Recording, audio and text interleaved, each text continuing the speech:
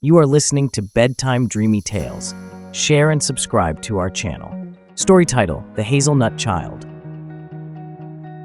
Once upon a time, in a quaint village surrounded by lush meadows and whispering woods, lived a humble couple named Peter and Eliza. They were known for their kind hearts and hard-working nature, yet their lives felt incomplete. They had no children and prayed earnestly every day for heaven to bless them with a child, even if it were no bigger than a hazelnut.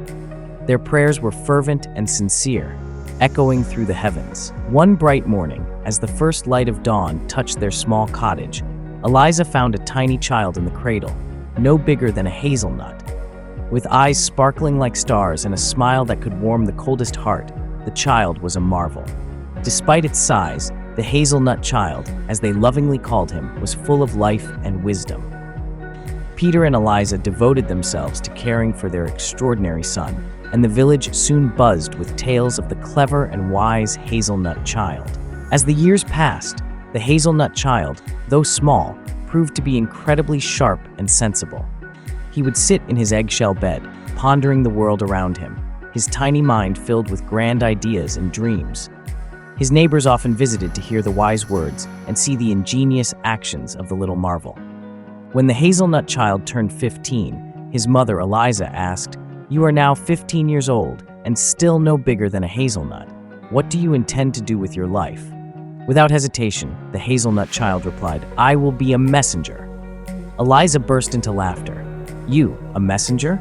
With your tiny feet, it would take you an hour to cover the distance an ordinary person can in a minute." Undeterred, the Hazel-Nut Child confidently said, "Just give me a message, and you'll see I can be back in no time."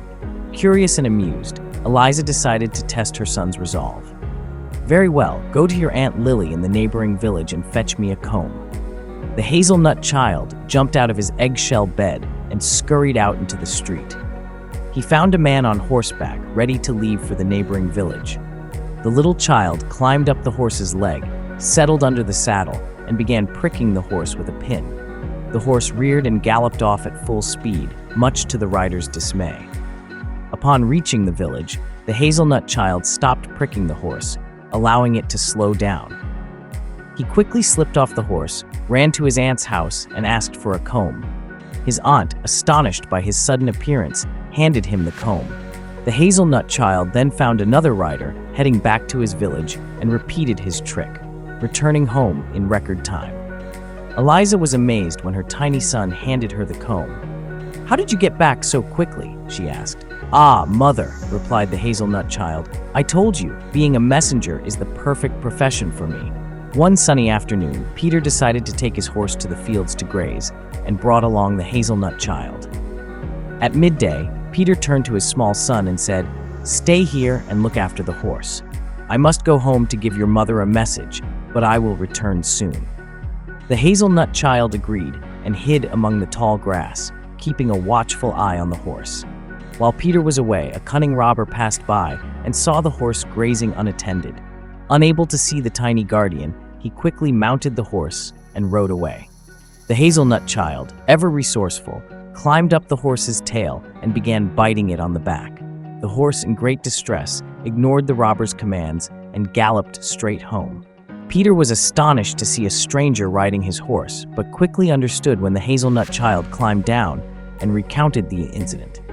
Peter promptly had the robber arrested and thrown into prison, grateful for his son's cleverness and bravery. As autumn arrived, the Hazel-Nut Child, now 20 years old, felt a longing to see the world. "Farewell, my dear father and mother," he said one morning. "I am setting out into the world, and I promise to return as soon as I have made my fortune." Peter and Eliza, though amused by their son's words, gave him their blessings, not truly believing he would succeed. That evening, the Hazel-Nut Child climbed onto the roof where a family of storks had built their nest. As the storks slept, he tied a silk cord around the father stork's wing and nestled into its soft feathers, falling asleep. The next morning, the storks flew south for the winter, with the Hazel-Nut Child riding comfortably on the father stork's back. Whenever he needed to rest, he would tie the silk cord to the stork's other wing, halting its flight. This way, he traveled far from home, reaching the land of the Black people, where the Storks made their new home near the capital city. The sight of the tiny Hazel-Nut Child riding on a stork astonished the locals. They took him to their king, who was delighted by the little marvel and kept him as a cherished companion. The king grew so fond of the Hazel-Nut Child that he gifted him a diamond 4 times his size. The Hazel-Nut Child fastened the diamond under the stork's neck with a ribbon, preparing for his journey home. When the storks were ready to return north, he untied the silk cord, and they flew back towards his village. Upon arrival, the Hazel-Nut Child quickly hid the diamond under a pile of sand and stones and ran to fetch his parents. Peter and Eliza were overjoyed to see their son return and listened in awe as he recounted his adventures.